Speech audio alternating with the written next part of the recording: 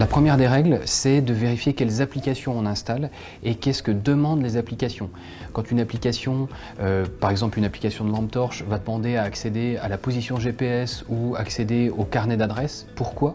Il faut se poser la question et être très vigilant sur ce qu'on va autoriser aux applications de faire sur son téléphone.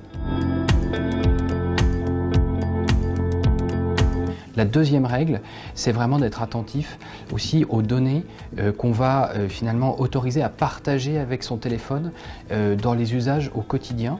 Donc c'est pour ça, c'est quelque chose de facile à vérifier. On va dans les réglages de son téléphone, on va dans l'onglet confidentialité et on peut vérifier par exemple qui et quelles applications ont accès aux données de santé, ont accès au microphone. Ce qui est vraiment important pour savoir finalement comment est-ce qu'on va être suivi, comment est-ce qu'on est potentiellement surveillé par son propre téléphone. Alors, au-delà de ce qu'on a autorisé sur son téléphone, il y a des situations à risque pour sa vie privée. C'est quand on va être en déplacement, mobilité et qu'on va utiliser du Wi-Fi parce que les Wi-Fi publics parfois peuvent être mal configurés et entraîner des pertes de confidentialité sur nos données.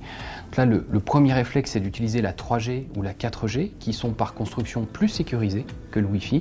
Et sinon, si on utilise le Wi-Fi, d'être attentif à utiliser plutôt les applications que le navigateur web classique, que ce soit Chrome ou Safari, qui eux peuvent laisser fuiter plus d'informations.